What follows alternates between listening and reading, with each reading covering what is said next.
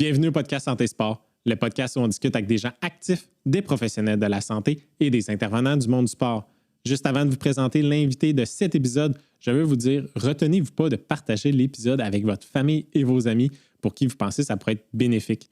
Si vous êtes sur Spotify, laissez un 5 étoiles et si vous êtes sur YouTube, abonnez-vous à la chaîne. Ça aide vraiment le podcast à grandir. Notre invitée pour cet épisode est conseillère d'orientation et hypnothérapeute.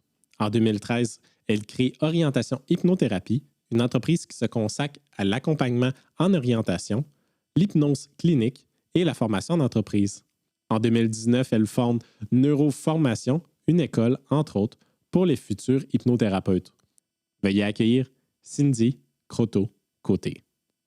Cindy, bienvenue au podcast Santé Sport. Allô, merci. Ça fait depuis 2010 que tu pratiques en hypnothérapie. Tu es aussi conseillère d'orientation avec ta formation au bac. Comment, on peut dire que tu aimes aider le monde, les personnes. Comment, au courant des 15 dernières années de ta pratique, comment ton sentiment de vouloir aider a évolué au cours des 15 dernières années? Bien, je ne sais pas si je peux dire qu'il a évolué, parce que si je retourne en arrière, quand j'étais plus jeune, c'était vraiment ça qui faisait vibrer mon cœur fort, fort, fort. Là. Je voulais aider, je savais pas comment. Mais je savais que j'allais aider, mais je savais pas comment. Fait que j'ai fait plusieurs programmes au cégep, puis à l'université aussi, jusqu'à autant que j'allais voir une conseillère d'orientation à l'université. Puis la conseillère d'orientation, elle me dit « Hey, pourquoi tu t'en vas pas en orientation? » Puis là, j'étais un petit peu comme découragée. Là. À ce moment-là, on dirait que je savais plus trop qu'est-ce que je voulais faire. J'étais en orientation, puis j'ai vraiment tripé sur mes premiers cours. On dirait que ça a comme fait alléluia. Je me suis enfin trouvée. Puis, fait que, tu sais, mon désir d'aider, je pense qu'il n'a pas nécessairement évolué. Il est peut-être devenu plus grand. Et peut-être qu'il a évolué à travers les dernières années, peut-être d'aider des gens à peut-être faire connaître l'hypnothérapie. Mais en tant que tel, l'humain est au centre de mon travail, puis il est au centre de ma pratique, puis il est au centre de mes intérêts. Ça a juste évolué, mais je pense que c'est aussi fort que quand j'étais jeune. Puis là, maintenant, de plus en plus, tu vas vers la formation, donc t'aides encore des humains à aider des humains dans le futur. Oui, exact. Exactement. Je me suis plus orientée vers ça. À peu près en 2016, j'ai commencé à donner un peu plus de formation. En 2019, je me suis mis à donner vraiment beaucoup de formation.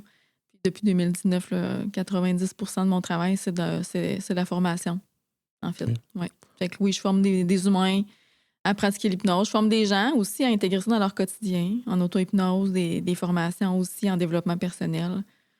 Puis, fait que les gens, j'aide autrement. Tu en as parlé un peu, tu as fait plusieurs programmes au cégep. C'était-tu tout en sciences humaines ou Non. n'importe quoi? Ouais, je me cherchais beaucoup. Je commençais à me chercher au secondaire. Je savais pas trop qu'est-ce que j'avais envie de faire, mais en même temps, c'était sûr que pour moi, il fallait que j'aide, mais je savais pas comment. Tu sais, il y a plein de possibilités, là. Tu sais, la santé, tu sais, t'as toutes sortes de problèmes en relation d'aide. Tu sais, tu peux aider autrement, là, aussi, là. Fait que c'était pas clair pour moi. Je voulais travailler avec des humains, mais quel humain? Des enfants, des ados, des adultes, là? On dirait qu'il y avait rien de clair. Fait que c'est plus clarifié à l'université. Y a-tu un cours que tu te rappelles en conseillère d'orientation que tu as vraiment trippé puis que ça a été le déclic ou ça a été pas mal l'amalgame de tout? Ben, un cours qui m'a marqué, c'est psychopathologie. Ça m'a marqué.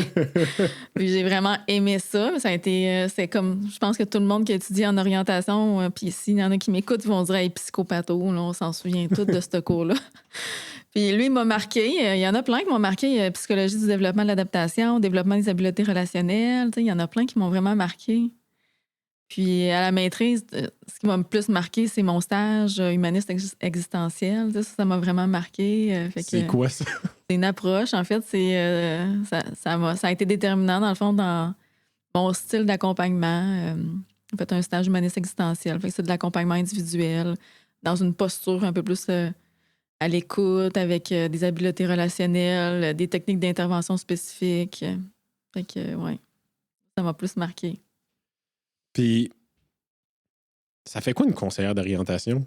Ça fait plein de choses. Une conseillère d'orientation, Il y a plein de branches, les conseillers d'orientation. Puis moi, j'ai été conseillère d'orientation pendant plusieurs années. Là, mais tu sais, on n'utilise pas vraiment notre titre, là, mais j'ai travaillé en ressources humaines plusieurs années.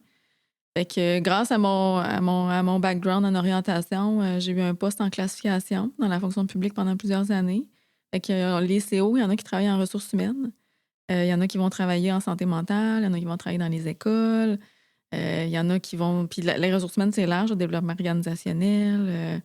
On a aussi l'embauche, la classification des emplois. Puis il y en a qui vont travailler en pratique privée. Il y en a qui vont travailler en réorientation de carrière, détermination de projet de vie, toutes sortes de possibilités. Là. C'est pas juste à l'école. Là. Non, non. Quand on pense à conseil d'orientation, on pense qu'un CO, ça travaille dans une école, mais ça peut faire ça, mais ça peut faire plein d'autres choses aussi. OK. Puis, mais c'est que les clients d'un conseiller d'orientation, ça peut être un jeune de 13-14 ans comme une personne qui approche de la retraite. Oui, exact. Et tu peux avoir un jeune qui cherche un peu puis qui veut un peu faire ses choix de cours pour un DEP, cégep ou peu importe, mais tu peux avoir quelqu'un qui a étudié dans quelque chose, qui veut faire une réorientation de carrière. Tu peux avoir quelqu'un qui a besoin d'aide pour sa retraite. Quand que je parle d'aide à la retraite, je parle pas de faire des placements financiers. Ouais. C'est plus détermination de projet de vie, tu sais, de voir aussi comment organiser tout ça. Des fois, de travailler des éléments aussi dans la détermination de ce projet-là. Là. Certains éléments comme le stress. Il y en a qui vont vivre des émotions aussi plus difficiles par rapport à cette transition-là. Oups. Fait que... Tu vas juste le rapprocher un peu. Là. Le bras s'étire. C'est bon. Tu peux le prendre par... OK. Non, je suis prête. Fait que c'est ça, il y a plein de choses qu'on peut faire. Là. Est-ce que tu as déjà eu comme client en orientation pour un sportif? Ou est-ce qu'il y a des sportifs qui consultent des conseillers d'orientation?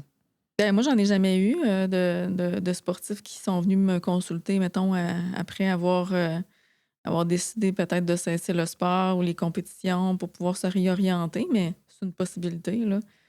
Dans le fond, une fois que la carrière sportive tire à sa fin, mais c'est une possibilité qu'on aille voir un conseiller d'orientation pour pouvoir faire d'autres choses, puis voir c'est quoi nos possibilités, nos opportunités, puis faire une réflexion un peu plus approfondie avec quelqu'un qui nous accompagne dans cette réflexion-là. Là. C'est une possibilité. Puis si vous êtes à l'université, ben il y a des bonnes chances qu'il y ait le service à votre école. Là. Ben exact. Là, moi, quand j'étais à l'université, j'allais voir une CO à l'université, fait que c'est gratuit. Profitez-en. C'est ça. Au cégep aussi, ça fait partie, c'est gratuit. Puis au secondaire, il y en a des CO là, qui font de l'accompagnement pour les jeunes quand ils vont rentrer dans un programme de DEP ou au cégep. Là. Puis si toi, tu avais à choisir entre deux jobs, une que tu es bonne et une que tu aimes. Laquelle que je choisirais? Ouais. Ben moi, pendant plusieurs années, quand je travaillais dans la fonction publique, j'étais bonne, mais je ne l'aimais pas. Tout ce que je dis, moi, par rapport à ce job-là, c'est comme, dans le sens que je suis contente, là, ça a été une belle expérience. Là. J'ai rien à dire de négatif, sauf que moi, j'étais pas nourrie par ce travail-là. Donc, j'étais bonne, mais j'étais pas nourrie. Puis, ça fait son temps. Ça fait son temps de faire un travail dans lequel tu es bon, mais que tu n'aimes pas. Fait que moi, j'ai toffé quelques années, passé en arrêt de travail 2 fois, j'avais complètement une perte de sens. Je me sentais pas nourrie, puis je le disais tel quel, moi, aux gens. Je me sentais séchée par en dedans. Fait que c'est sûr que moi, là, si tu me donnes le choix entre être bonne dans quelque chose ou vraiment aimer ce que je fais, c'est sûr qu'il faut que j'aime ce que je fais. Il faut que je sois nourrie. Il faut que je trippe, en fait. Je vais le dire comme ça. Là. Il faut que j'aime ça, qu'est-ce que je fais. Sinon, moi, j'ai une perte de sens. Si tu fais de quoi que t'aimes pas un jour, le désir va te rattraper de vouloir faire de quoi que t'aimes. Je l'ai fait pendant 7 ans, quelque chose que j'aimais pas. J'espère sincèrement que ça me rattrapera pas. Mais c'est ça, donc, si jamais t'es dans une job que t'es bonne ou t'es bon, puis ça t'aimes pas ça, un jour, tu vas vouloir aller faire de quoi que t'aimes ou... Ouais, je peux pas, pour de vrai, là, je peux pas me retrouver dans une autre job que j'aime pas. Ça arrivera pas. Je veux dire, j'ai tellement appris de cette expérience-là. Je veux dire, si j'y retourne dans quelque chose que j'aime pas, c'est clair que je me suis perdue. C'est sûr. Puis j'imagine que ta corde de patience sera pas longue, là. Après 2-3 semaines, si tu sais que ça fera pas... Ah, j'en ai plus de patience. Je dirais, à l'âge que je suis rendue, avec le chemin que j'ai, je veux dire, moi là, c'est pas une option d'être heureuse dans ce que je fais. Il faut que je le sente ici, là, tu sais, que ça vibre, puis je me sente nourrie. Il faut que j'aime ça. Puis je pense sincèrement, là, en toute authenticité, là, je pense pas que ça va me réarriver un jour, là. Je pense que je me connais bien maintenant. Je te le souhaite. Ouais, moi aussi, je me souhaite. C'est pour ça que j'ai une table en bois. Ah bon, je suis du bois. Oui, ça arrive souvent. Ça, c'était une partie de ton travail. Un autre partie, c'est l'hypnothérapie. Je pense qu'on va passer un bon bout de l'épisode là-dessus. Comment tu as découvert ça, l'hypnothérapie? Ben moi, j'ai découvert ça dans mon stage de bac. Donc, à ce moment-là, j'étais un peu comme tout le monde. J'en ai entendu parler, mais ça me semble un gros mystère. Là. Mon Dieu, ça a l'air tellement spectaculaire. J'en ai entendu parler, mais j'ai aucune idée c'est quoi. Et puis, quand j'ai fait mon stage de bac, c'était pratiqué. J'ai fait mon stage. Puis, il en faisait un en groupe, puis en individuel. Puis quand j'ai su qu'il faisait de l'hypnose, j'ai demandé à aller assister à une séance de groupe, puis... si ma mémoire est bonne, c'était entre 35 et 50 personnes peut-être qu'il y avait. Tout le monde était assis en demi-cercle sur des chaises. Tout le monde avait un bout de papier entre les deux doigts. Puis la personne mettait les gens sous hypnose. C'est une induction très relaxante. Puis le bout de papier, quand l'induction terminait, les bouts de papier, pratiquement 100% des gens, le bout de papier se mettait à voler dans la salle en même temps. C'était magnifique. C'était magnifique. Je me suis dit, ah mon Dieu, faut que je comprenne qu'est-ce qui se passe, que c'est ça, cette technique-là. Après ça, j'ai demandé aux professionnels qui pratiquaient l'hypnose, j'ai dit, hey, ça se travaille-tu, ça, du psoriasis? Moi, j'en ai depuis longtemps. Il me dit, oui, reviens, on va essayer quelque chose. Reviens. Mais tu sais, on n'est jamais sûr de rien. Il n'était pas sûr de rien, mais on va essayer quelque chose. Et je vais le voir en fin de journée, fait qu'il me fait une technique. Puis, ce qui m'a surpris, c'est que je me suis dit, oh, c'est juste ça.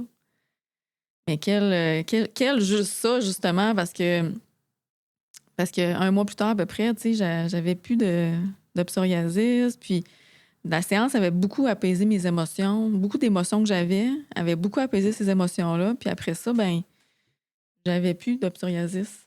Puis je touche encore du bois. J'en ai pas revu. Ça fait longtemps, là, depuis 2008.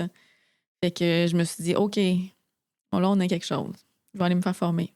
Fait que je suis allée me faire former à Montréal. J'ai commencé à suivre des formations à Montréal, puis après ça, j'en ai suivi à Québec, puis ben c'est ça, je me suis fait certifier, puis j'ai commencé à pratiquer. Fait qu'avant même d'avoir ma maîtrise, je pratiquais déjà l'hypnose. Puis après ça, j'ai rédigé mon essai à l'université sur l'hypnose et l'épuisement professionnel. Et ça a enclenché plus de pratique, en fait, dans ce domaine-là. Puis ben, je me suis développé une grande passion. Le psoriasis, c'est dans ma famille. Oui. Donc, je connais quand même la maladie. Moi, j'en ai pas.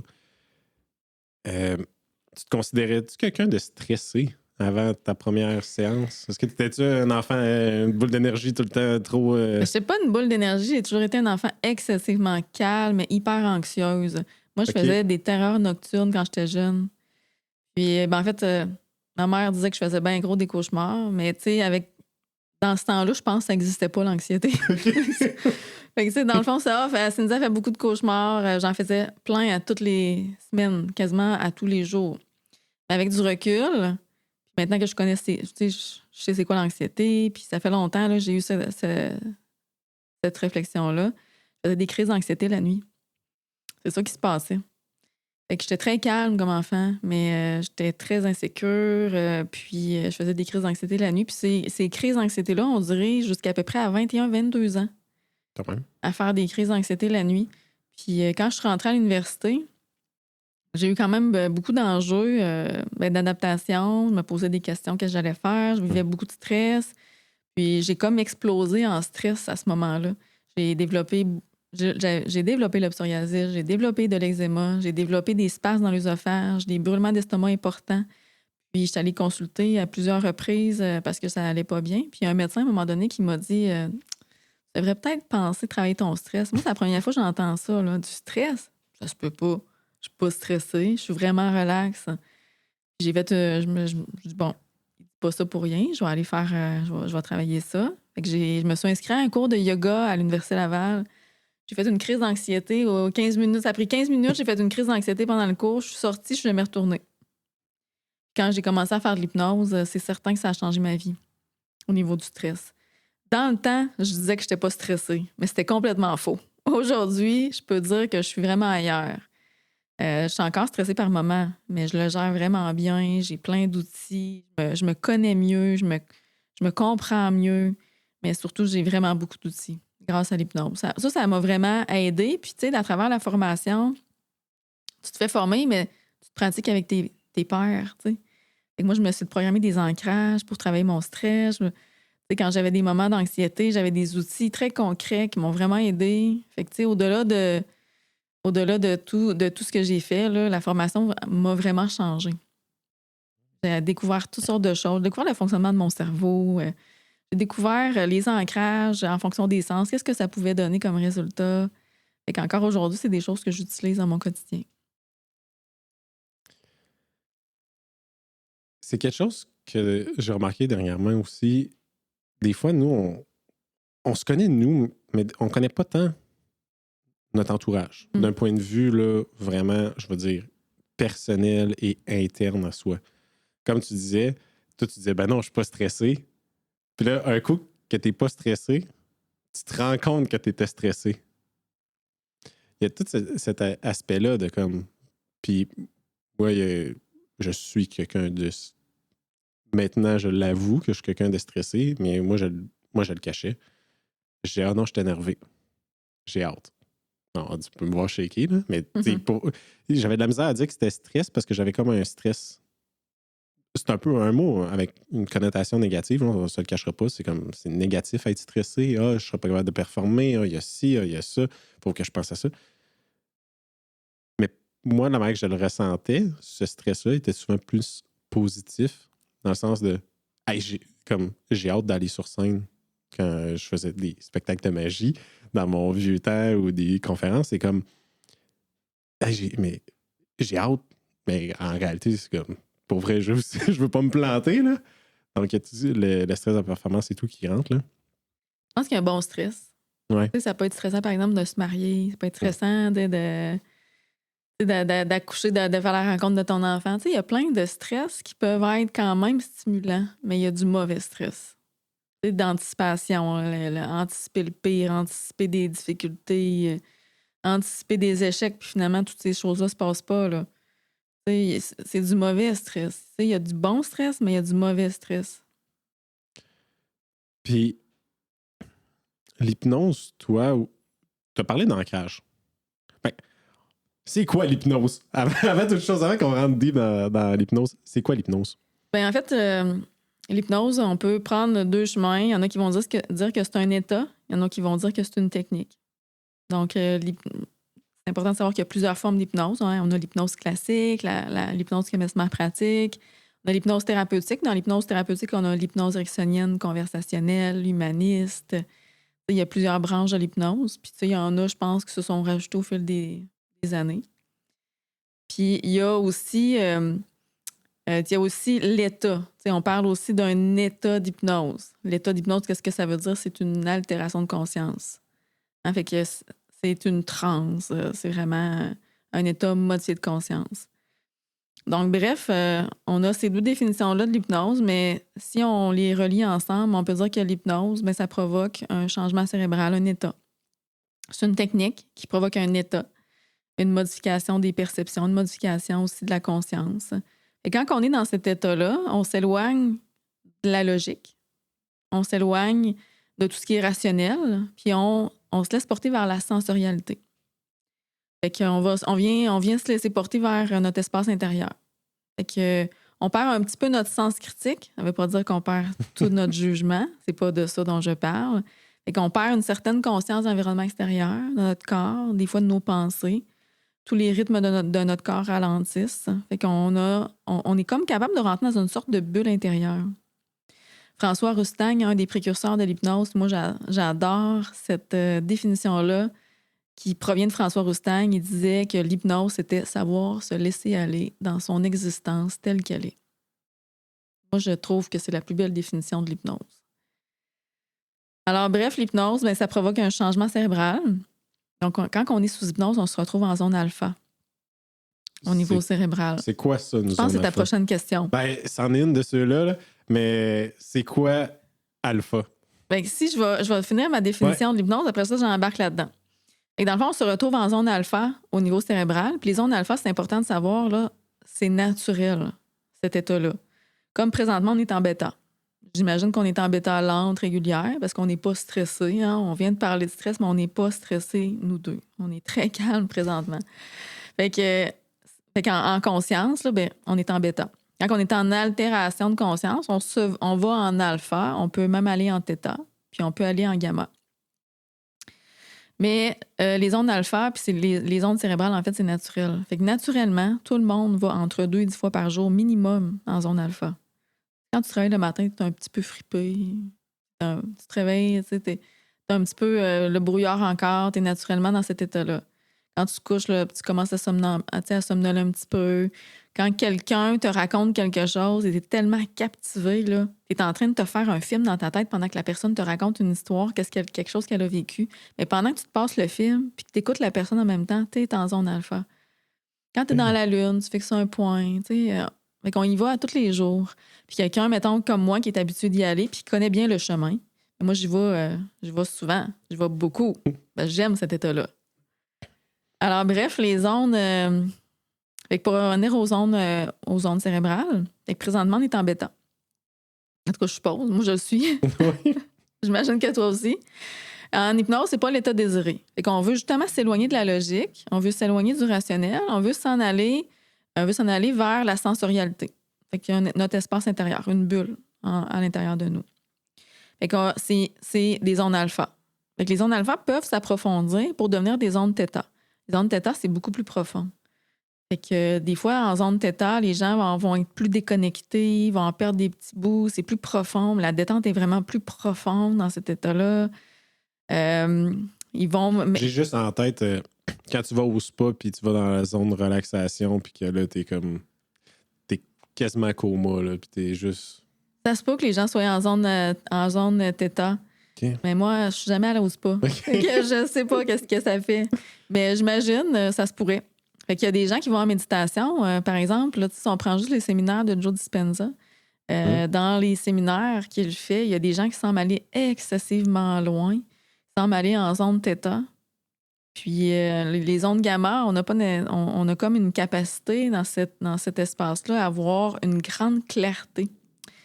Par exemple, si je te propose de te visualiser en train de descendre des marches d'escalier, c'est du tapis, il y a une belle rampe d'escalier, puis au bas, là, tu vois qu'il y a comme un paysage de nature que tu commences juste à voir en descendant tranquillement. Mais si tu es capable de voir cet espace-là avec beaucoup de détails, puis tu es capable de te sentir dans cet espace-là avec tous les détails, l'ambiance, les bruits, la sensation des marches, on pourrait penser que tu pourrais être en zone gamma au niveau cérébral, avec une grande capacité de voir, de ressentir les choses avec beaucoup de clarté et de détails à l'intérieur de toi. Ça me fait penser, je suis quand même très connaissant, je ne veux pas dire très connaissant au niveau de la méditation. Je suis quelqu'un qui le pratique et j'aime la méditation, donc je l'ai quand même un peu étudié. Il avait fait des études à IRM avec des moines ou des personnes qui méditaient. Puis il avait remarqué que lors d'une méditation non dirigée, le cerveau était plus actif que lorsqu'il était dirigé.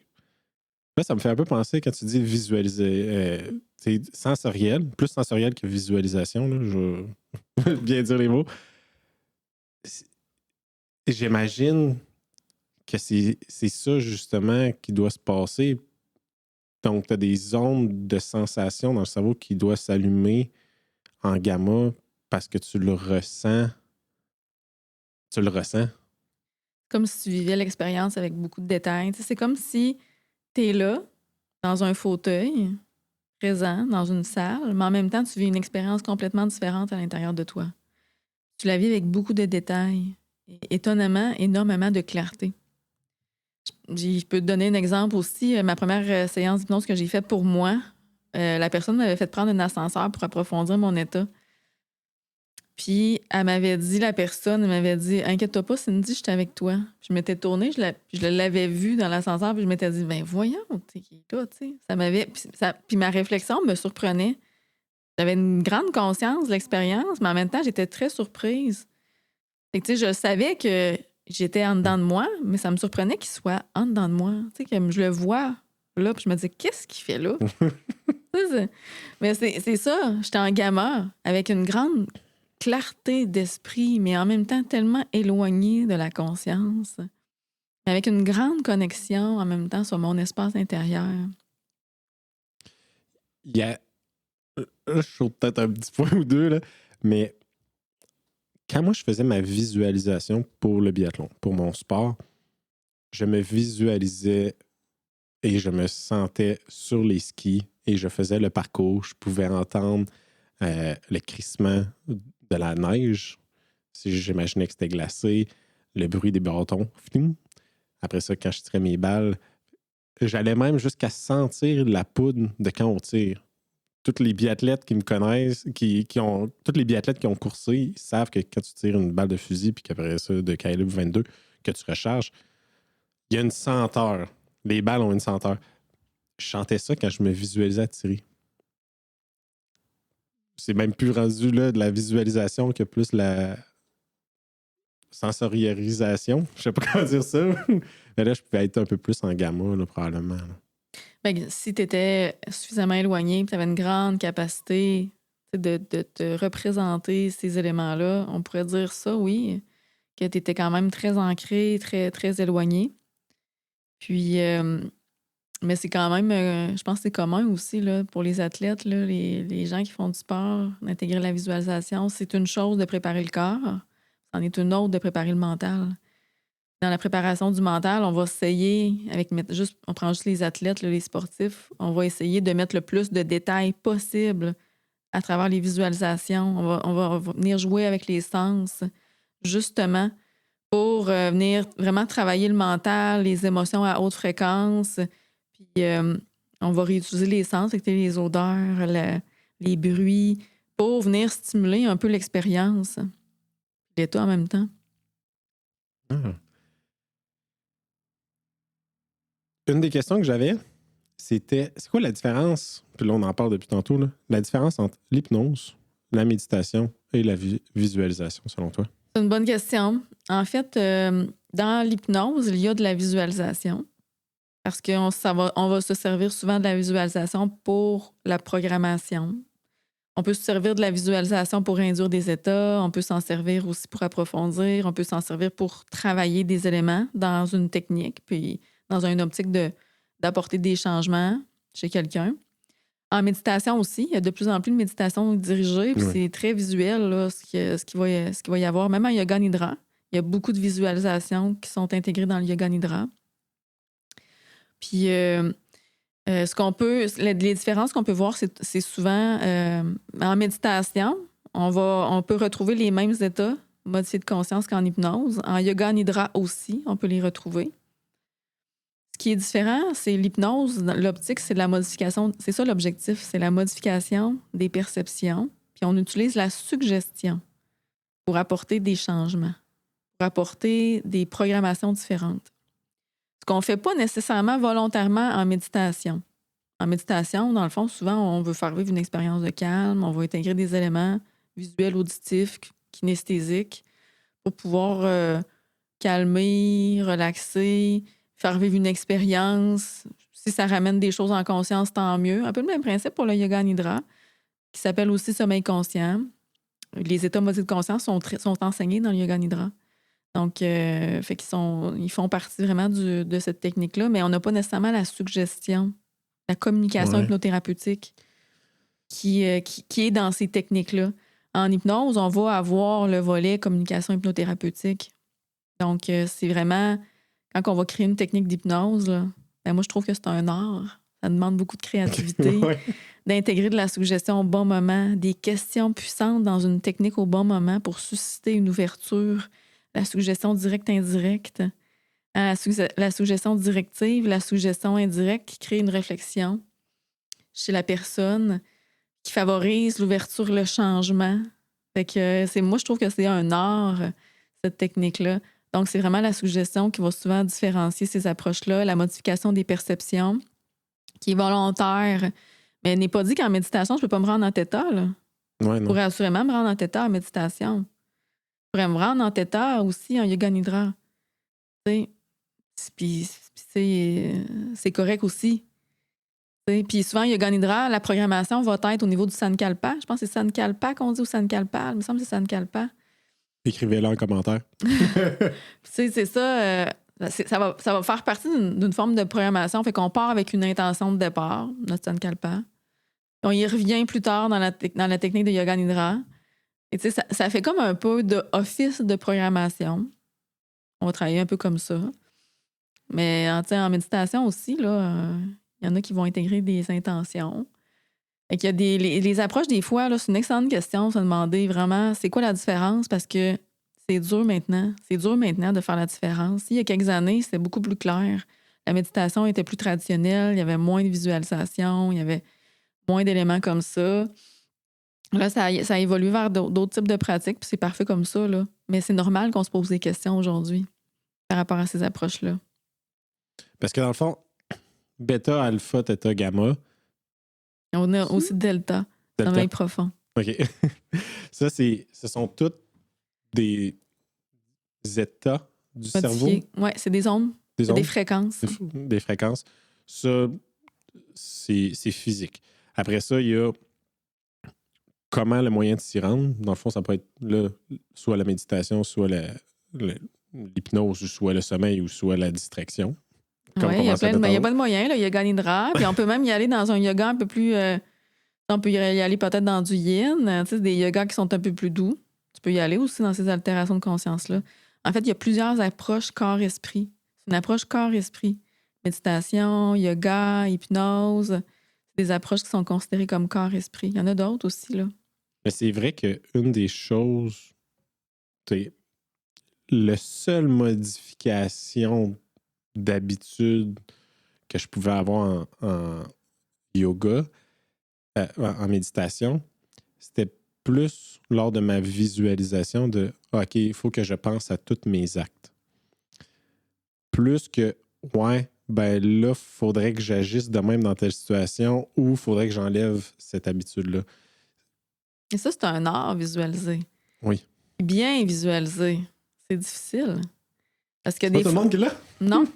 Non. Hey, des affaires dans la vie, moi, j'en vois dans ma tête, là. Tout le monde en voit dans leur tête des affaires. Est-ce que tout se programme? Absolument pas.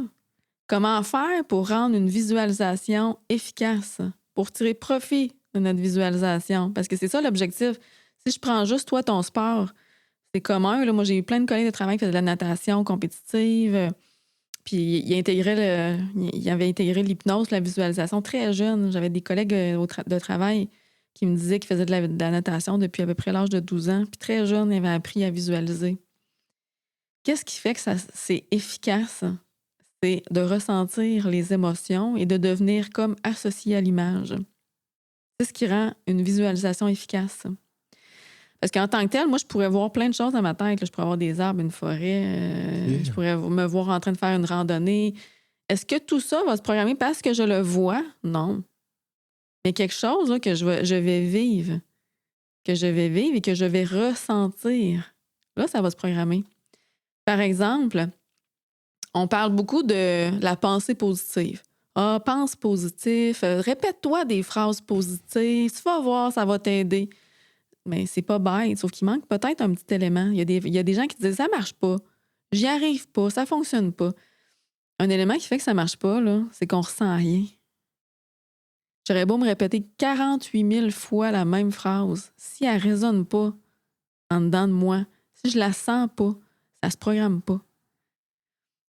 C'est la même chose pour la visualisation. Si je ressens rien quand je vois quelque chose, je tente beaucoup de me projeter, mais si je ressens rien, ça va être très difficile d'obtenir des résultats. Puis là, ça, c'est mon conseil à moi. Là. Si vous voulez faire de la visualisation à la maison, une bonne, sensorielle, pensez à vos sens. Oui, vous pouvez voir. Êtes-vous quelqu'un un petit peu plus de toucher? Si vous êtes de toucher puis vous êtes un nageur ou une nageuse, quand vous plongez, là, je pense, justement, je suis en train de le visualiser dans ma tête, mais quand vous êtes sur le bloc de départ puis vous faites votre premier plongeon, sentez l'eau sur votre peau. Grosso modo, c'est un peu ça. Puis si vous faites du basket, pensez à la foule. Dans votre visualisation, vous donnez un coup de coude ou un coup d'épaule à quelqu'un, sentez la sueur de l'autre personne sur votre peau. Sentez, comme moi tantôt avec les balles de fusil, sentez, vous jouez au beach volleyball sur le bord de l'eau, sentez l'eau salin. Tu as tout à fait raison. C'est des petits trucs comme ça. Tu as tout à fait raison. Puis ces sensations-là kinesthésiques nous permettent de ressentir. La clé de la réussite de visualisation, c'est les sensations, c'est de ressentir des choses. Fait que, ça, c'est une bonne base de ressentir des éléments kinesthésiques. Mais quelque chose d'encore plus précis, c'est quels sont mes objectifs par rapport à cette image-là, à cette technique-là que je voudrais me permettre de faire? Qu'est-ce que j'aimerais voir et ressentir? Que j'aimerais me voir en train de... Comment je vais me sentir si je le mets dans le panier, le ballon de basket? Qu'est-ce que ça va me faire vivre? Comment je vais me sentir? Les émotions. Les émotions. Ça prend des émotions pour bien se programmer. C'est une chose, les sensations, c'est déjà beaucoup, parce que ça me permet d'être associé à l'image. C'est beaucoup. Ça me permet de m'associer puis d'être présent dans l'image. Mais après ça, je peux aller plus loin puis rajouter des émotions. Je peux me sentir davantage dans l'action, puis là, me sentir confiante, me sentir forte, me sentir puissante, me sentir, là, vraiment, j'ai un mindset vraiment fort. Puis je le sens. Je le sais que je peux y arriver. OK. Tantôt, tu as parlé d'ancrage. Ben, tantôt, là, ça fait un petit bout, là. Mais tu as parlé d'ancrage. Oui. Qui t'ont aidé, toi, lors de ta formation. C'est quoi un ancrage? Mais les ancrages, c'est des ancrages, on peut, entre autres, là, mettons qu'on parle d'hypnose, un ancrage, ça va être en fonction d'un sens. Par exemple, ça pourrait être quelque chose que je me répète. Ça pourrait être ça, une autosuggestion que je me fais, mais qui me fait vraiment du bien. Quand je me la répète, ça m'apaise. Ça pourrait être un ancrage. Un autre ancrage, ça pourrait être des genres de programmation. Et qu'à chaque fois que je pense à quelque chose qui me dérange, ben, je pourrais me rappeler une image, me rappeler quelque chose qui me fait du bien. Ça pourrait être ça aussi, un ancrage. Par exemple, en auto-hypnose, on va utiliser souvent le lieu de sérénité. Fait que si je tombe dans l'anxiété, je sais à n'importe quel moment que je peux retourner dans mon lieu de sérénité. Fait que le lieu de sérénité, c'est comme une association entre une image que j'ai mentalement puis des émotions fortes, mais qui m'apaisent. Fait que je peux retourner dans cet espace-là. Ça pourrait être un ancrage kinesthésique, un signe-signal qu'on va venir programmer. Dans le fond, juste pour ceux qui sont à l'audio, tu fais un signe OK de plongeon, là, ouais, de plongée. Okay. Oui, on vient joindre, ça peut être autre chose, là. Mais le mien, que je me suis fait programmer il y a bien des années, parce que j'étais stressée, c'est je joignais mon pouce et mon index. Ça, c'était mon signe. Fait que moi, quand j'étais stressée, parce qu'il était programmé pour venir m'apaiser. Fait que quand je vivais du stress, j'avais mon petit ancrage qui était programmé, puis là, je le faisais, puis automatiquement, je me mettais à respirer, puis je décantais. Puis quand tu dis programmer, c'est toi qui t'es pratiqué à le faire? Ou... On peut le faire en auto-hypnose, mais moi, je me l'ai fait programmer dans le passé. Je me l'ai fait programmer par un collègue de travail. On dirait des robots de la manière que tu parles. Ouais. Je me suis fait programmer. Oui, la programmation. Oui, je me l'ai fait programmer par un collègue avec qui je me faisais former. Fait qu'on se pratiquait à faire des ancrages. Puis j'ai dit, tu peux pas m'en faire un pour mon stress. Puis il m'en a programmé un. Puis après ça, je l'utilisais. Je le faisais 55 fois par jour. Tellement j'étais stressée. C'est là que tu te rends compte à quel point tu es stressée finalement. Après ça n'a pas pris de temps. Ça m'a vraiment beaucoup aidé. Puis après ça, j'ai arrêté de le faire. J'en avais plus besoin. Là, juste m'assurer, là, pas faire peur à personne. Quand tu parles de programmation, la première image que j'ai eue en tête, c'est Mesmer, quand il fait comme tu vas faire le poulet quand la chanson va jouer. Là. Oui. Tu vas parler le martien. Ouais, c'est ça. Mais toi, comment il a programmé ça? Est-ce qu'il t'a mis dans une zone quelconque puis il t'a dit maintenant, quand tu vas être stressé, tu vas faire ça, là, tu te réveilles puis pouf?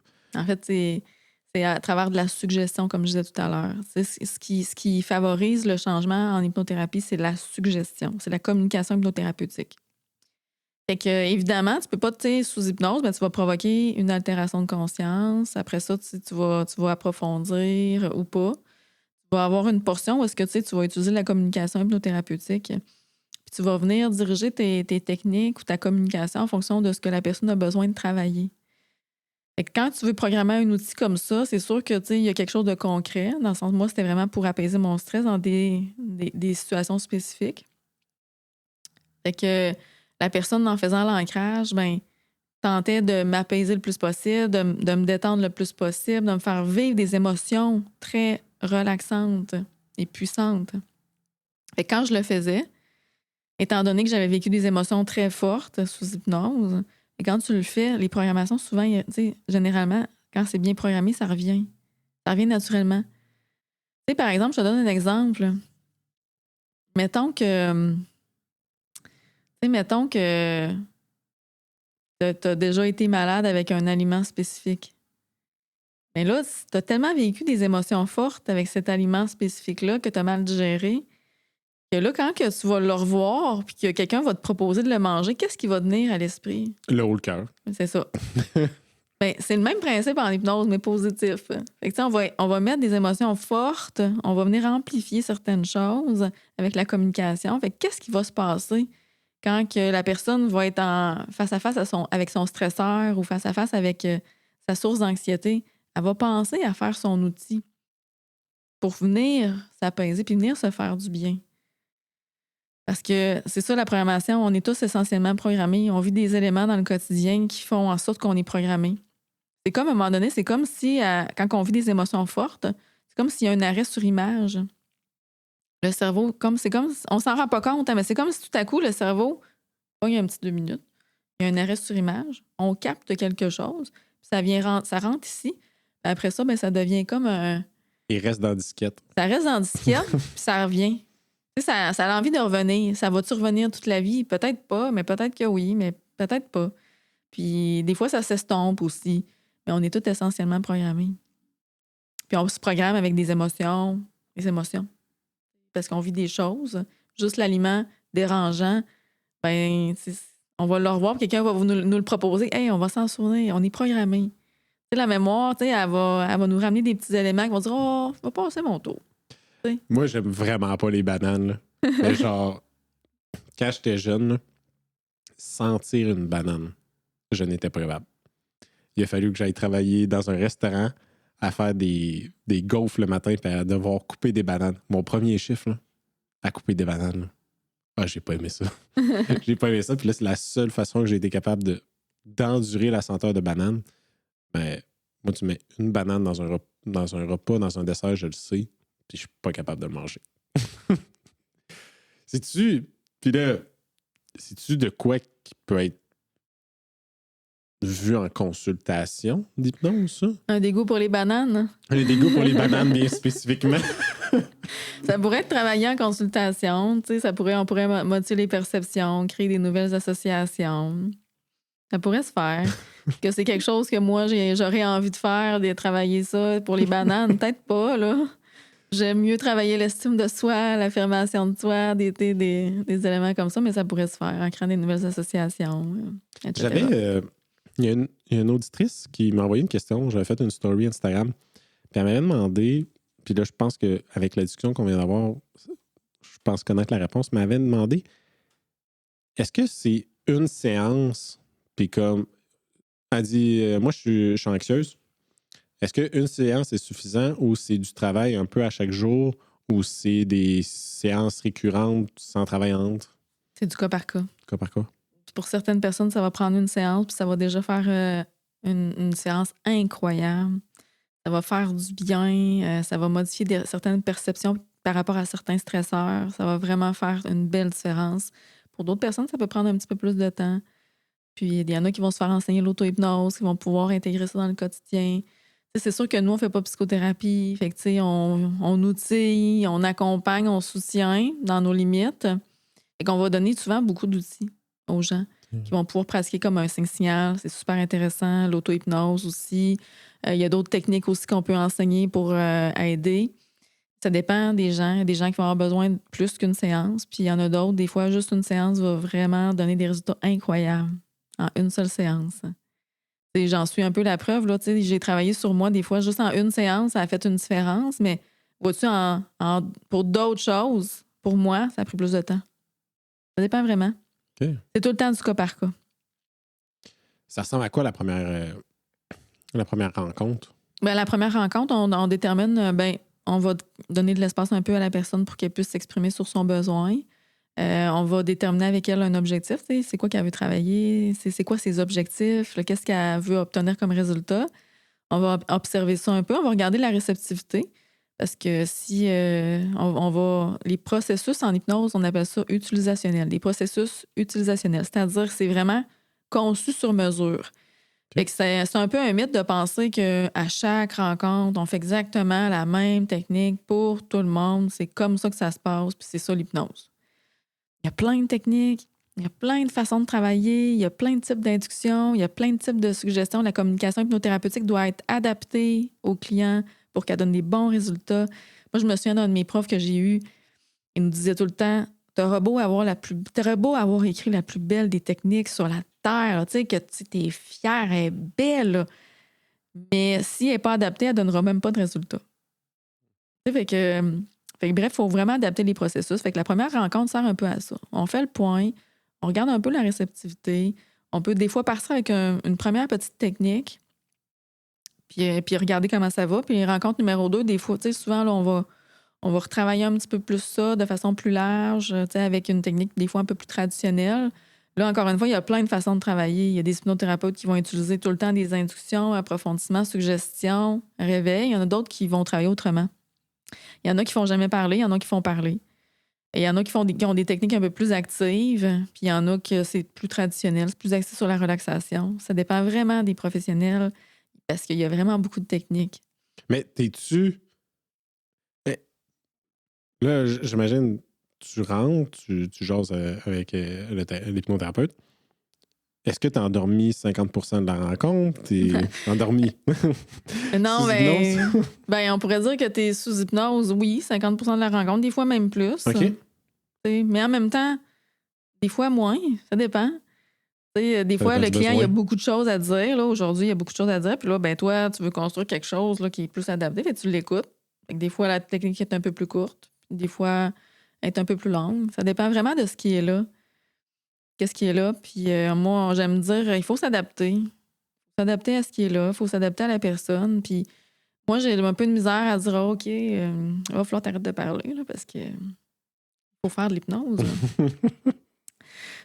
Mais il y a une façon de ramener un peu le client, mais moi, j'aime me dire, c'est son processus, je vais le guider, je vais travailler avec lui, on va faire une belle technique adaptée. Puis après ça, on verra aussi. On se verra pas des tonnes de fois, ça c'est certain. Il y a des processus qui sont souvent en cours, des fois une rencontre va suffire, des fois un peu plus, ça dépend, du cas par cas. Mais la première rencontre a l'air de ça.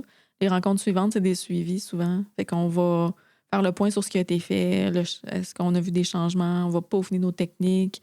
Il y a des hypnothérapeutes qui refont toujours les mêmes techniques parce que le cerveau fonctionne beaucoup avec la répétition. Plus on répète les mêmes expériences, plus elles vont se programmer. Le sport. C'est ça. Hein? Ça, c'est un bon exemple. L'art, n'importe quoi. Exactement. C'est excellent. Hein? On apprend beaucoup par la répétition. On est tous comme ça. Quand on est petit, on apprend à marcher. On se relève, on tombe. On se relève, on tombe. Mais on se relève. Puis on répète l'expérience, puis on avance. T'sais. Comme le vélo.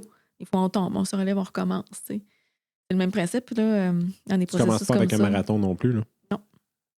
Fait qu'il y en a qui vont toujours faire la même technique, mais il y en a qui vont faire des techniques différentes d'une séance à l'autre, qui vont s'adapter, qui vont des fois pousser plus loin, travailler différemment.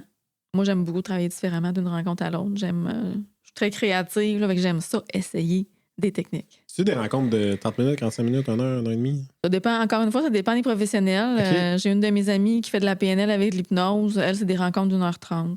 Et moi, ça tourne entre... pour le peu de rencontres que je fais, là, mais quand j'en fais des rencontres, c'est 60 minutes, 50 minutes. Puis il y en a d'autres, c'est 1h15. J'ai déjà vu du 2 heures. Ça dépend de l'approche. Ça dépend du professionnel aussi. Il y en a qui font des rencontres vraiment plus longues.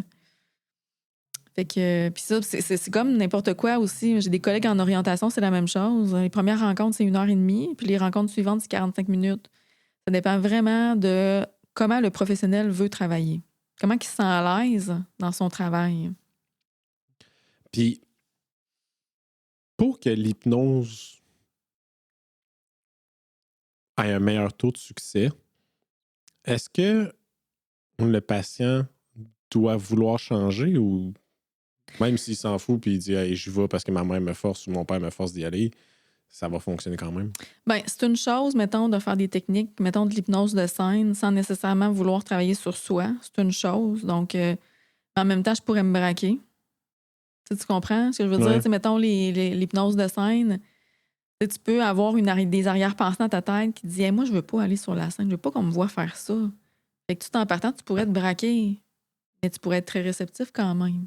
Et quand tu vas voir un hypnothérapeute qui fait de l'hypnose d'accompagnement, puis là, tu peux lui dire moi, ça n'a pas marché quand je suis allée voir Mesmer. Non, ça se peut que ça marche. Là. On va regarder ça ensemble. Ça se peut parce que on pourrait vraiment tomber en résistance parce qu'on veut pas que ça nous arrive là, d'être sur la scène puis de faire des affaires de même. Mais en même temps, dans un bureau, c'est un peu la même chose. Là. Fait que, c'est une chose d'être réceptif à des techniques. Par exemple, je m'en vais dans un spectacle, les techniques fonctionnent, mais c'en est une autre de travailler sur soi. Ça veut dire que même si je veux travailler sur moi, ça se peut que j'ai des résistances. Ça se peut des fois que j'ai des petits blocages. Ça se peut que la communication, les techniques qui fonctionnent plus ou moins. Tu sais, ça se peut, ça, même si j'ai envie de travailler sur moi. Pour vraiment travailler, puis que ça donne des résultats, souvent, là, toutes les parts de moi doivent être en harmonie puis ils doivent avancer dans la même direction. Ça veut dire que mon subconscient doit être d'accord, ma conscience doit être d'accord, puis go, on avance toutes dans la même direction. Tu sais, je te donne un exemple. Par exemple, je pourrais donner l'exemple suivant. Je veux perdre du poids, mais j'y arrive pas. Je suis pas capable. Je voudrais bien m'entraîner et aller au gym, mais j'y arrive pas. Mais je veux vraiment y aller, mais j'y arrive pas. Tout de suite en partant, là, on voit là, qu'il y a une part qui veut, mais il y a probablement une part qui veut peut-être pas. Puis des fois, t'explores un peu, puis des fois, c'est des manques d'intérêt. Ça se peut que ça soit pas ma passion d'aller au gym. Mais ça se pourrait que j'aime d'autres choses. J'aime plus faire du yoga ou j'aime plus faire de la marche ou du vélo dehors. Il y a des gens qui vont, dans leurs croyances, des fois, qui vont dire pour perdre du poids, c'est ça que ça prend. C'est comme ça. C'est la formule, il n'y en a pas d'autre. Et tu sais, des fois, il y a une part de toi qui dit je veux maigrir, mais tu sais, ça me convient pas. Fait que je sais pas si tu comprends qu'est-ce que je veux dire.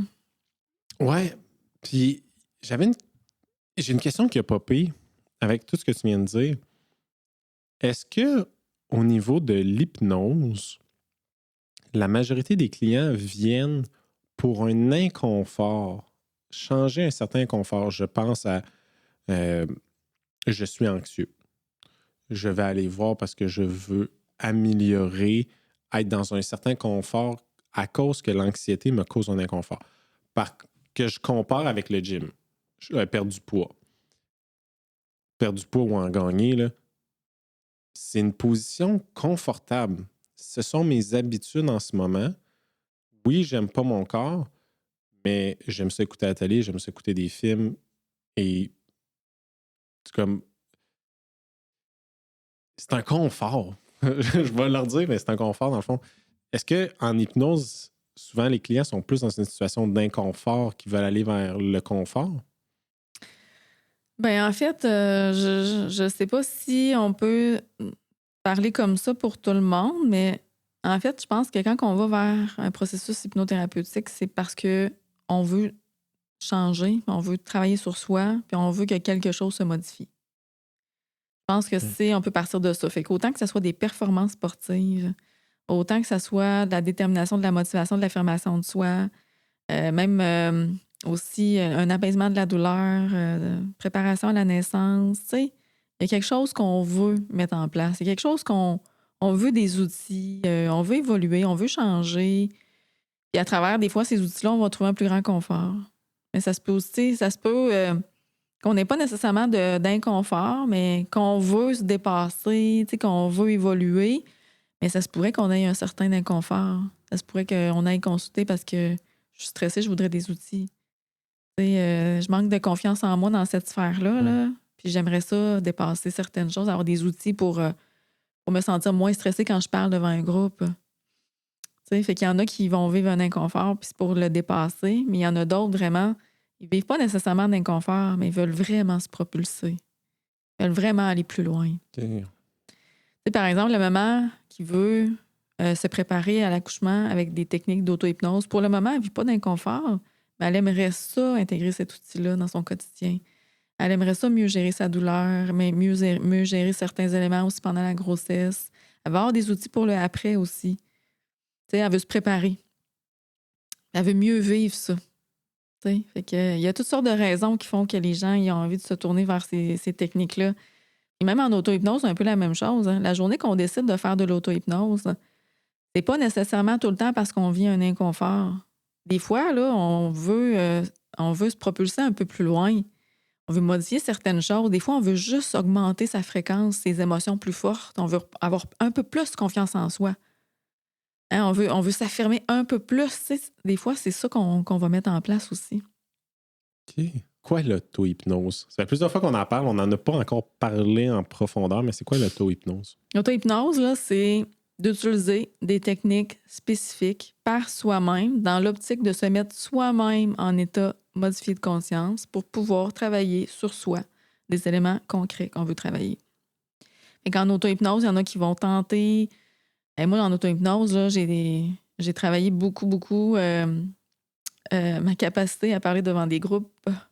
Puis, moi, je me souviens, j'étais à l'université, j'étais au bac dans ce temps-là, puis j'étais gênée, ça n'avait aucun sens. Les classes sont grandes. Puis j'avais un cours dans le baccalauréat, un cours optionnel dans le bac en psycho, puis il y avait du monde en tabarouette dans les cours en psycho. Il y avait des centaines de personnes. Puis on faisait une présentation orale. C'était mon tour de parler, puis on était dans une équipe. J'ai failli tomber sans connaissance. J'ai même pas été capable de parler. Fait que une chance que une collègue, elle connaissait bien ma partie. C'est elle qui a repris tout ça. Moi, je pensais que j'allais tomber sans connaissance. Mais, tu sais, j'ai décidé de le travailler après. J'ai travaillé en auto-hypnose. Je me visualisais, là, parler devant des groupes. Je me visualisais comme je voudrais être. Je sentais des émotions à haute fréquence. Puis je me suis visualisée à plusieurs reprises. Après ça, j'ai commencé à continuer ce travail-là, mais dans des éléments plus spécifiques. Après ça, j'ai commencé à donner des conférences. Là, je me visualisais avant mes conférences. Là, ça se passait relativement super bien. Puis je me disais, oh mon Dieu, ça marche. Puis après ça, j'essayais d'autres types de techniques. Là, aujourd'hui, je pratique plus l'auto-hypnose pour ça. C'est réglé. Ça m'a vraiment aidé. C'est comme si ça vient modifier ta perception. Ça vient connecter à une zone où est-ce que tu as un peu plus de pouvoir sur ta vie intérieure, évidemment, puis extérieure. Et ça te redonne des émotions plus fortes. Parce que ça modifie tes perceptions. Tu sais, au lieu d'avoir peur, tu peux te connecter au courage. Au lieu d'être stressé, tu peux te connecter à ta force. Tu peux ressentir des émotions différentes. Puis en utilisant la visualisation, tu peux te projeter autrement. Puis en te projetant autrement, tu vis autre chose. Parce que moi, dans ma tête, si je me visualise pas, qu'est-ce qui est là? Mais mon Dieu, de quoi je vais avoir l'air devant cette gang de 200 personnes-là? D'un coup que je bégaye, d'un coup que je tombe sans connaissance comme à l'université. Est-ce que quand tu faisais de l'auto-hypnose, est-ce que toi, tu te visualisais à partir de tes yeux ou des fois, tu pouvais utiliser des comme troisième personne, mettons, t'es une spectatrice dans la salle? Ça, c'est intéressant, c'est drôle. J'en parle aujourd'hui avec quelqu'un. Puis l'efficacité de la visualisation, c'est d'être acteur. De vraiment être là parce que quand tu es acteur, tu vis beaucoup plus les choses. Tu sais, quand tu descends la pente de ski, là, mais que tu te regardes la descendre, les émotions sont bien moins fortes que quand tu descends toi-même. Oui. Exact. Mais quand tu descends toi-même en visualisation, là, on dirait que tu la sens, la neige. Tu entends tes bâtons parce que c'est toi qui descends. Mais quand tu regardes, tes sens sont beaucoup moins connectés quand tu regardes de l'extérieur. Et tu es plus détaché. Et quand tu es plus acteur, tu es plus associé, tu peux plus ressentir les choses avec plus de précision et de détails. Bon point. Mm-hmm. Puis, tu vis l'émotion aussi. Il faut vivre les émotions. C'est les émotions qui programment. Parce que, comme je disais, j'envoie des affaires là, dans ma tête. Tout ne se programme pas. Ce qui va se programmer, c'est ce qui va m'avoir plus frappé sur le plan. C'est ce qui va m'avoir fait vivre des émotions fortes, des émotions à haute fréquence. Puis, J'aime vraiment ce segment-là qu'on vient d'avoir parce que je suis allé voir une conférence dimanche passé à Toronto. Puis un des concepts qu'il expliquait, c'était justement c'est en anglais, gradual exposure. Faire une exposition graduelle. Bon, ben, tu as peur d'aller faire du vélo. Ben, commence avec un casque, puis mets-toi un gros équipement, puis mais c'était plus à faire. Donc, j'ai de la misère à déléguer. Ben, commence avec une petite job facile. Mm-hmm. Une petite tâche, là, la plus niaiseuse soit-il, délègue-la. Finalement, ça a bien été. OK, bon, ben, délègue-en une deuxième, peut-être un petit peu plus complexe. Et là, avec ton auto-hypnose, de parler en public, c'était comme graduellement t'exposer à ça sans nécessairement en personne la donner, mais tu pouvais ressentir les émotions de donner une conférence Ouais. quand même. Moi, je me suis posé la question avant de commencer à faire l'auto-hypnose. Comment tu veux te sentir, Cindy? Je me disais, hey, moi, je vais être fière, je vais être solide, je vais être quand même calme. C'est comme ça que je voulais me sentir. Fait que quand je me visualisais puis que je voyais ma salle, là, c'est drôle parce que je me souviens présentement, pendant que je t'en parle, je me souviens de mes premières visualisations. Je me souviens de ma salle que je m'étais placée, mon monde. Là. Puis là, je me sentais fière. Je me sentais solide. Je me sentais vraiment dans une posture vraiment forte. Mais c'était comme ça que je voulais me sentir. J'avais choisi les émotions que je voulais vivre avant de visualiser. Pour pas que ça parte dans toutes sortes de directions, c'est ça que je voulais. Voyais-tu dans les spectateurs des personnes que tu connaissais ou complètement des inconnus? Toutes des inconnus. C'était toutes des inconnus? Parce qu'à la conférence, si c'est une bonne gang d'inconnus... Ben... J'aurais pu rajouter du monde que je connaissais, là, mais c'est drôle, je me rappelle vraiment de la salle. Là, je la visualisais tout le temps, cette salle-là. Je m'en allais là, j'étais sur un gros stage, avec des rideaux Bourgogne. Je faisais ma conférence, ça allait super bien. C'est des outils, comme tu l'as mentionné au départ, tu donnes maintenant de la formation. Oui. Pour former des futurs professionnels d'hypnothérapeutique, thérapeutes. Et est-ce que tu donnes aussi des formations pour monsieur, madame, tout le monde? Oui. En fait, on a 3 offres de formation. Chez Neuroformation, on a du perfectionnement. Fait que, on donne du perfectionnement aux professionnels en intervention. Fait qu'en hypnose, puis fait que notre perfectionnement est en hypnose. Puis on offre aussi de la formation certifiante en hypnose. Fait qu'on a une formation de 100 heures pour s'initier à l'hypnose, pour pouvoir construire des processus, accompagner des gens. Fait que on a souvent des gens dans nos formations qui ont déjà des pratiques privées, ils veulent intégrer un peu l'hypnose, des travailleurs sociaux, psychoéducateurs, veulent intégrer l'hypnose dans leur travail. Mais il y en a d'autres qui n'ont jamais touché à l'hypnose, puis que là, ils s'intéressent à ça. Il y en a qui en ont déjà fait et disaient, mon Dieu, il faut que, comme moi, il faut que je comprenne comment ça marche. Et qu'on forme ces gens-là. Puis il y en a qui vont un peu plus loin, qui veulent vraiment pratiquer. Puis encore une fois, on a de tout. Des gens qui ont jamais touché à l'hypnose, qui vont être là. Il y en a qui ont essayé l'hypnose. Il y en a qui ont des pratiques privées et qui veulent vraiment faire une transition vers une pratique qui est vraiment dédiée à l'hypnothérapie. Et ça, c'est nos formations les plus longues. Puis c'est certifiant, dans le sens que ça mène vers un diplôme qui te permet de pratiquer l'hypnose dans un contexte professionnel. On a des formations en développement personnel. Fait qu'on a de l'auto-hypnose. On en a beaucoup de formations d'auto-hypnose.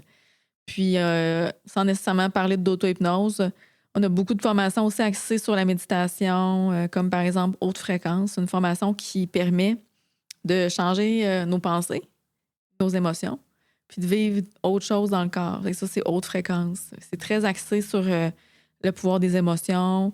On parle des états motifs de conscience. On parle de la méditation aussi, puis on parle d'hypnose dans ces formations-là. Fait que ça, ça touche. On a plusieurs formations là, en développement personnel, mais c'est pour tout le monde qui veulent évoluer, avoir des outils, mieux se connaître. C'est ça l'optique du développement personnel. Puis est-ce que c'est seulement en personne ou il y en a aussi en ligne? En fait, Neuroformation, ça l'a ouvert en pleine pandémie. Moi, je me suis dit, non, là, je reporte pas ça, je vais l'ouvrir quand même.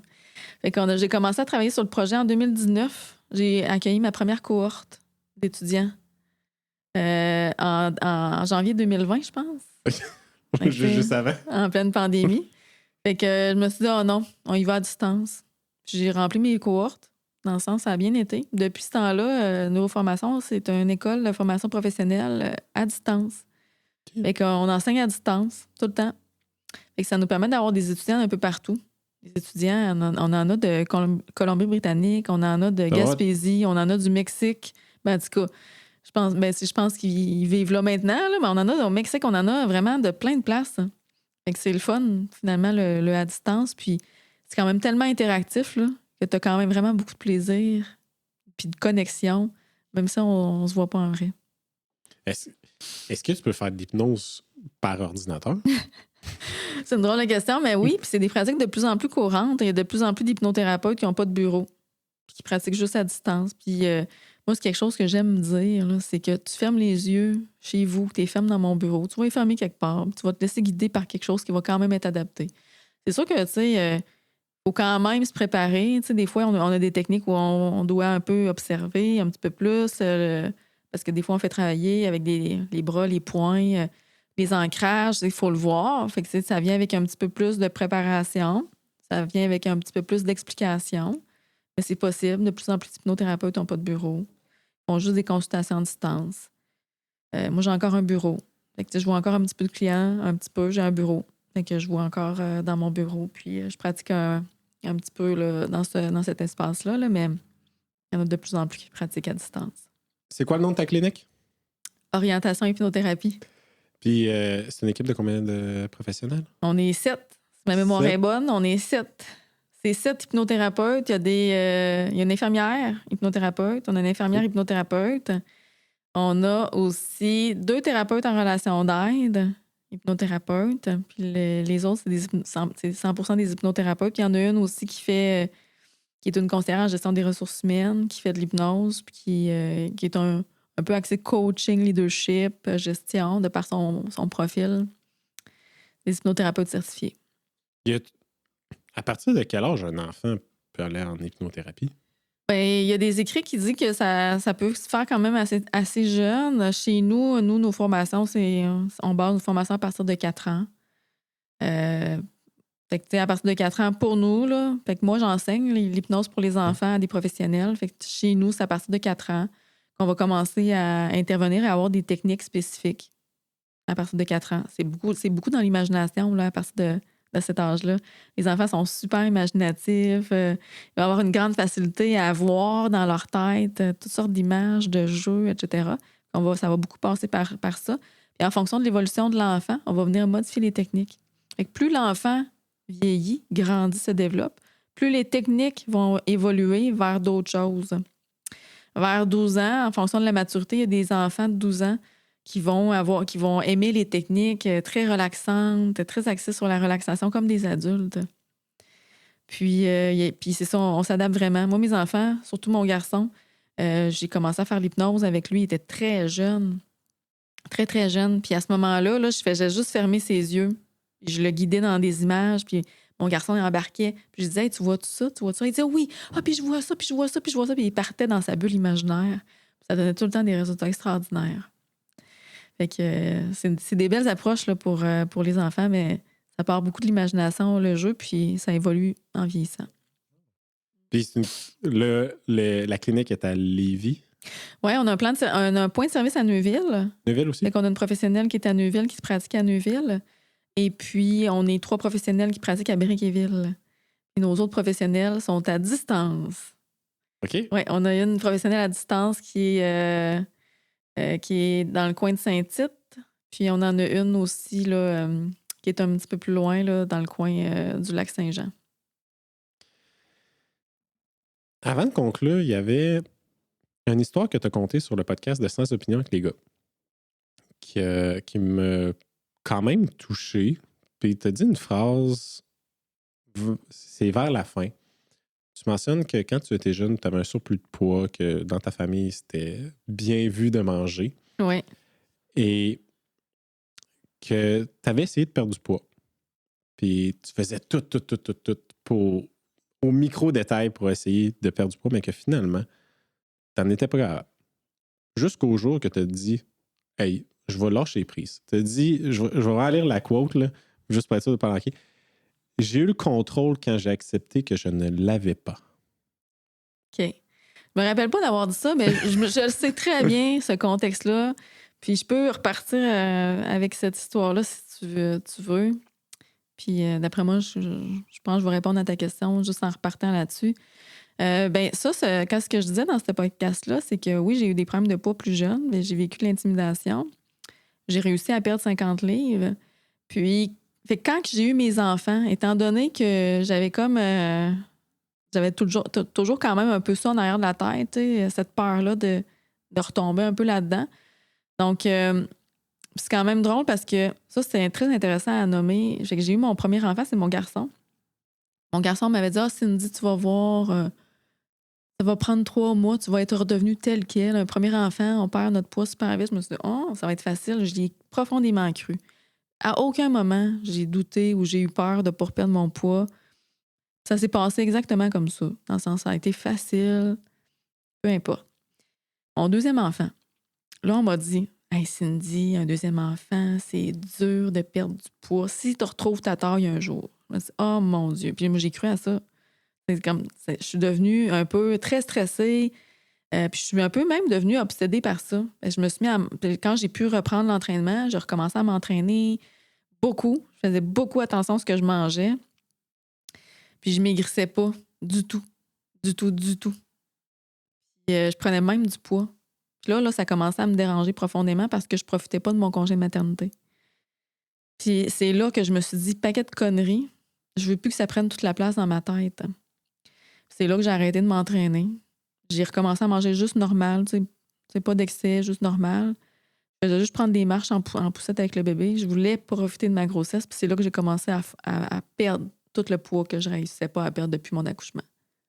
Des fois, là, puis là, ça m'avait marqué, puis je m'étais dit, tu sais, des fois, il faut laisser le corps faire ce qu'il sait faire, des fois, pour trouver un équilibre. C'est comme si je me laissais pas perdre ce poids-là à ce moment-là de ma vie. Je m'empêchais de changer parce que j'étais beaucoup trop préoccupée par le fait que tout d'un coup, que j'y arrive jamais. Tout à coup, c'est ça qui se passe. Et moi, je vais y arriver, tu sais. Je vais y arriver, je vais. Puis je suis devenue vraiment très stressée, anxieuse, découragée. Même par moments, j'étais fâchée. J'étais fâchée de ne pas être capable. On dirait que la journée que j'ai mis ça de côté, là, paquet de conneries, je veux plus penser ça.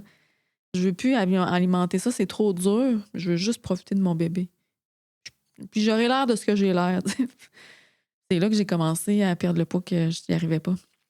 Dans la fois, c'est quand même mystérieux, tu sais, tout ça, dans le sens que tu dis...